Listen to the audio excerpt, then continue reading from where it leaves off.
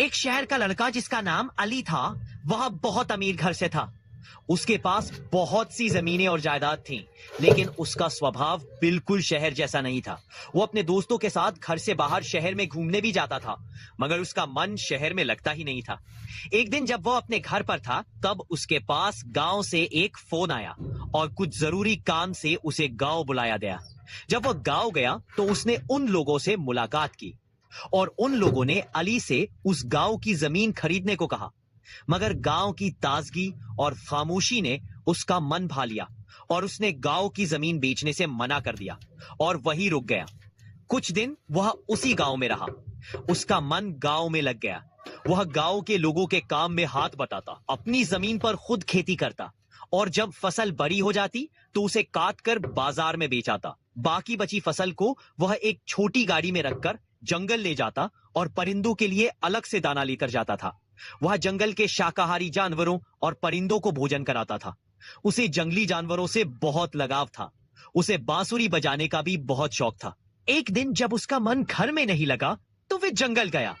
जंगल उसके बिना खाली और खामोश रहता था, लेकिन जब उसने वहां बैठकर बांसुरी बजाई तो सभी जानवर और परिंदे उसके पास आ गए और बांसुरी की धुन का लुत्फ उठाने लगे। वे जानवरों और परिंदों के साथ खेल ही रहा था। तभी जंगल में जानवरों का शिकार करने शिकारी आ गए।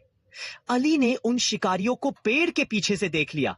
तभी अली जंगल के जानवरों और परिंदों को अपने साथ लेकर गांव की ओर भागा। उसने सभी जानवरों और परिंदों को अपने साथ गांव ले जाकर अपने घर में छुपा लिया।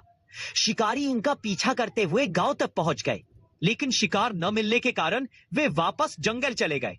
अली बंद घर में जानवरों के साथ खड़ा सोच रहा था कि उन्हें कैसे बचाया जाए। तभी उसे एक सुझाव आता है और वे घर से बाहर निकलकर जंगल की ओर जाता है।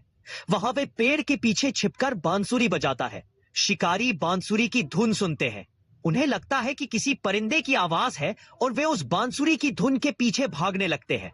तभी अली अपनी जगह बदलकर कहीं और छिपकर बैठ जाता है और फिर अलग तरह की बांसुरी बजाता है। शिकारी फिर उस धुन की ओर चलने लगते हैं। अली उन्हें बांसुरी की धुन से रास्ता भटका रहा था। बस अली जगह जगह बदल बदल कर बांसुरी बजाता रहा और वे शिकारी धुन का पीछा करते रहे। अली उन्हें धुन की दिशा में दौड़ाते हुए वन विभाग की चौकी के पास ले आया। वहां खड़े वन विभाग के सिपाहियों को देखकर वे शिकारी भाग गए और सिपाही भी उनके पीछे लग गए। फिर अली उन छुपे हुए जानवरों और परिंदों के पास आया और अली को देखकर सभी जानवर बाहर आ गए। फिर अली ने उन सभी जानवरों और परिंदों को अपनी बांसुरी की धुन सुनाई।